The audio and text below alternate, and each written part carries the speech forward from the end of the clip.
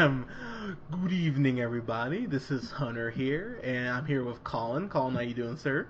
Oh, very good, very good. So thank you. Oh, fantastic. So we're gonna do a very quick review about a very a very quickly written movie in Southpaw here, and I'm gonna tell you right now. So we both saw Nightcrawler. Actually, all three of us saw Nightcrawler last year, and hmm Jake Gyllenhaal. I love that motherfucker, man. He is so goddamn talented, and it's like he'll do something that is so like outside of him, and you're like, oh wow, that's shocking. Like, he'll do something like End of Watch, which I love, and then he'll go and he'll do something like Source Code, and he was in Zodiac, and it's amazing the range this motherfucker has, and so you see him in Nightcrawler where he's like skinny and he looks like a salamander, and then hmm you see him in Southpaw where he's like buff as shit. I was like, oh Yeah, my, he was definitely hitting up them roids. yeah, like it was like crazy. So, hmm he plays Bill. Okay, so this movie really shouldn't be called. It shouldn't be called Southpaw. It should be called Cliche City because Yes, be, yes. because Oh my God, his name should be Billy Cliche. yeah, because the fact he's called Billy, Hope. nicknamed the Great Hope, I was like, Yeah. oh man, all Yeah. right, like that's where we're going, movie. So the thing is, I Oh rewatched. man, how horrible! Like once you realize, so you don't understand why it's called Southpaw until like the last second, right? Yep. Like, yeah, and oh my God, what a dumb like, they're trying to they try and make it so like at the very end there's like, oh man, Southpaw, but I was like, Durr. Like it was really, and I was sitting there the whole movie kind of thinking like, why is this called South? And then I realized, I was like, oh god damn you, movie. So I think there's like one hint at it. Like I think Forrest Whitaker is like telling him like if you just switch up your stance, blah blah blah. yeah, so let's It's like just that wouldn't work. yeah, so like Jake Gyllenhaal, he plays Billy Hope. He's the undisputed champ of the world, hasn't lost a fight, blah blah blah. Comes through foster care, and that's where he meets his wife. And then if you haven't seen the movie, just guess what happens for the rest of the movie. You're probably right. Yeah, pretty much. And his wife is played by fine ass Rachel McAdams, who I really liked in this, but because the movie's like he has to rise up, it's like, hey, we can't have him just lose everything. We have to have him lose his wife, his house, his kid. It's like Mhm. the movie just beats you down with cliches. And the other thing that kind of bothered me is that the trailer, the first trailer, spoils Rachel McAdams' Marine's fate pretty early in the trailer anyway, Mhm. and yet That she totally lives through the whole movie. correct, yeah. And Right. so when the cops were like, hey, something happened, we need to figure out what the fuck happened, and he's like, I'm not gonna talk about it, and they kind of go like, okay, well if you remember anything, and the cops just drop it even though it's a murder. I'm just like, oh okay, like you're not gonna follow up on that apparently. So Mhm. like okay, so whatever. I mean, so the movie keeps going, and so he loses his house, he loses his daughter. Another thing that just didn't make a whole lot of sense is that they say he's bankrupt, even though he's undisputed champ and he's fought like 45 fights or something like that. I'm like, that's a little hard to believe. All right, sure. They kind of allude to maybe his accountant has been like stealing from him, but they never come out and say it. But one thing I will say the movie does is Marine, who's played by Rachel McAdams, she seems like she's like in on shit. Like 50 Cent is in this for no goddamn reason. Playing, Yeah, he's the most random person in this movie by far. yeah, Especially since there's some like well-regarded actors like Rachel McAdams, Jake Gyllenhaal, Forrest Whitaker, all like highly respected, and then 50 Cent's just like in there chilling. yeah, like it. Playing Don King basically, and he's just Yeah, like, exactly. hey, we have this like 4 fight deal or whatever it is, and she's like, no, we're not gonna do that. So it seems like she's like at least aware of finance. So the concept that he would just be bankrupt is really hard to swallow. I'm just like, all right. So the problem is this movie is so like focused on beating him down that I was just like, it gets to a point where it's like stretches plausibility. So, it's a rise and fall story. He's at the top, he gets knocked down, so he has to live in a shitty 300-foot square apartment or room, whatever, and, he's under court supervision and all this crap, and so he has to train with Forrest Whitaker, and, oh my god, as I hear myself describing the plot, I'm just like, you know what? Yeah, like, and it's all in an attempt to get his daughter back, who was taken away by social services because he was a rage monster. Yeah, and you know what? That is one thing I will give this movie, is that, and I want to name this girl. So, Claire Foley is her name. Mm-hmm.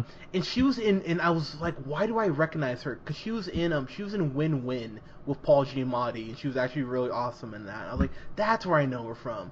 But, she was good in this. Actually, she was probably the best actor in this movie, because... I thought there was good acting in this movie, to be honest. I thought the biggest downfall of this movie was its script and just the story in general, because it's such a cliche. Like we were saying, it's like cliche city, but it's not necessarily poorly directed or acted. I felt like I love this director. Like he did Training Day and Equalizer, son. And Equalizer, yeah. Fuck yeah. And I actually really like Shooter. Yeah. And yeah, so he's done movies that I've really liked. He kind of does these movies that are really intense and normally action oriented, and yeah, I like this dude. I thought Forrest Whitaker's always good. He was pretty good, although it's just hard to say they're doing a good job acting when it's just a bunch of cliches. Yeah. But they are like, I thought the performances weren't bad. It's just like, how is a performance good if like what they're performing is shit? Like, so it's hard to say. No, I mean, and that's a fair point. And like Gyllenhaal, like there's this point where Rachel McAdams' character, she's like, look, you're gonna be punch drunk in like a couple years, and like even when he's like talking and stuff, like Gyllenhaal has these little ways that he's saying his dialogue, where it's like enforcing that point. So I'm just like, you know what? I like the little nuances he put in as far as saying his dialogue to kind of like reinforce her point and little things like that. I'm like, okay, Gyllenhaal's a hell of an actor, and like, yeah, and it's cool. Like after the last thing I saw him in was Nightcrawler, like where he's just like really kind of like this weird, odd character that doesn't really like lose his temper. He's just kind of like straight down the middle, but he's just like this psychopath. And then you see him doing, Billy Hope, which is such a dumb name. But he's just like, he's completely different. He's kind of slow, obviously because he's just been punched in the head his whole life, and he just rages out whenever like something's going like weird. Like if anyone says anything about his wife, he just like can't help himself. He just freaks the F out. And he was pretty good at that, I thought. Yeah, so I mean so that's one thing I will say is like so when Rachel McAdams gets, like, her character Maureen gets killed, that hit me. I was like, you know what? I was like, damn, that's, alright. Like, that actually kind of struck me in a way where, because she's just like, she knows she's gone. Like, he's in denial, but she knows, like, fuck, I'm, like, dying right now. So, she's, like, holds his hand because it says, I love you, and, like, take care of her. And I'm just like, wow, that actually... I was like, that hit a little chord, because I might be a big black man, but I have a heart, and so I was like, okay. Yeah, that was a well done scene. It was super intense, and like, yeah, I remember it being like, I was like glued to the screen at that point. I was like, oh shit. Yeah, and then like, you get the little training montage that he has with Forrest Whitaker, who I know it's dick, I don't care, but man, that eye is distracting. I'm sorry. Like, it really is. Like, I see it, I'm just like, oh man, I'm trying to, like, not be that guy and stare at it, but it is like... And even even Billy brings it up. He's like, yeah, what happened with your eye? And he's kind of like, oh, well, I wanted to get this color, but it was, like, easier to just not, or something like that. I was like, oh, it's like, okay, I guess, sure, movie, but... and so one thing I will say is that this kind of reminded me of The Fighter. Not that this is good before anyone freaks out, but I'm just saying that the way the fights themselves were shot was actually really well done. It gave you that like feel where like it'll do these over the shoulder shots where you're seeing it from like the first person shots where you're seeing it from the boxer perspective. Yeah, that's kind of cool.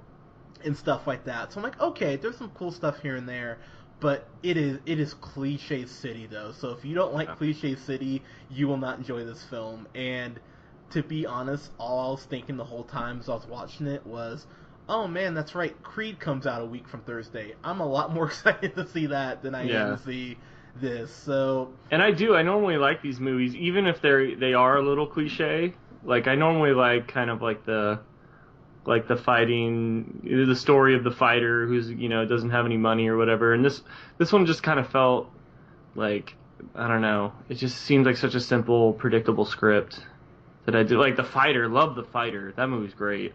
And then also Warriors. Yeah, Warriors amazing. Yeah, with the two brothers that are like in the UFC. Like that's a great movie. Yeah. This is not a great movie. It's not, and honestly, going into it, I was like, oh man, this might make my best of the year. And I was like, oh no, never mind, I'll get rid of that pipe dream. So, so getting into final thoughts here, I mean, there are some good performances, you're right, but it is that fucking script that just will not get out of its own way. As far as who it was written by, Kirk Sutter and Richard Wink, and I want to say Kirk Sutter was one of the guys who was on Sons of Anarchy, if memory serves correctly. Yeah, he was one of the creators of Sons of Anarchy, and not super cool. What the only other film that he wrote that's of note, and this makes me laugh that I see this, was Punisher Warzone, which was a piece of shit. Punisher Warzone? Yeah. So after seeing that makes a whole lot of sense. So yeah. Oh boy. But then he was a writer on The Shield, so I'm like, I'm like, fuck, what happened here? So I don't know, but. TV can get away with simpler scripts though because it's only like a 40-minute show. That's I feel true. like that's fair, and you also have a whole season to work out an arc. As opposed to...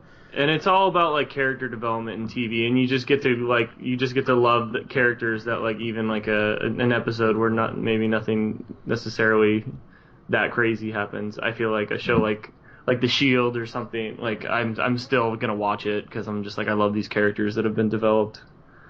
Yeah, I mean that's a fair point, but I mean as far as a grade, I mean,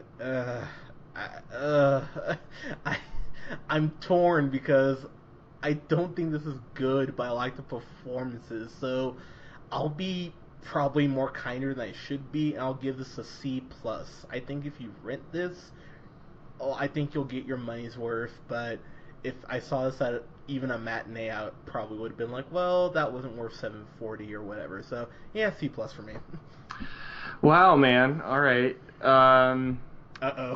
No. I'm saying wow because like so this is my thought process. I was like, okay, having watched it, I was like, in a year from now, if like this showed up on HBO like on a Saturday and I have very little to do, I'm like, would I stop in for free to watch Southpaw again? And I'm like, I don't think I would. But I would if someone was kind of into fighting movies, like, because there's a lot of them, and sometimes people just want to see, whatever they can get their hands on. I would probably say, like, I'd recommend it. Certainly if it was on, like, Netflix for free, I'd be like, yeah, watch that shit. But I don't know if I'd be like, yeah, you should go rent it for $6. But comparing it, so we just reviewed Skyfall. I gave that a C. Spectre. No, sorry, sorry. We just reviewed Spectre. I gave that a C. I kind of like this more than that, but I can't put it in the B range. So I think we're gonna agree again. I have a C+. Holy shit! 2 in a row. 2 in a row. Yep. So. Go figure. So, well, there you go, guys. I mean, I don't know. I wanted this to be better than it was, and it just kind of bummed me out that it wasn't. But, guys, what did you think of Southpaw? Let us know what you thought. like I said, I think it's worth a rental. But yeah, it's one of those things like I didn't hate it so much that if I was hungover, I would turn it off. Like you know what I mean? Like I would let it play. Like if Ride Along was playing, I'd be like, oh Christ! Like I'd unplug my TV. But it's like okay, like this isn't terrible. It's just not reaching its full potential. But guys, follow me on the Twitter at jhunterrealpineapple. Like us on Facebook at the Real Pineapple. Follow us on SoundCloud at the Real Pineapple 775, and follow Mr. Colin here on the Twitter at Buster Good Boy. All right, guys. This weekend we will have reviews for The Hunger Games, Mockingjay Part 2, The Night Before. Let's see what else comes out this week. We'll have a review for Dope, because I hope that movie's dope. And yeah, guys, it is dope. Well, I look forward to talking about that. Guys, thank you so much. We'll talk to you soon. Bye.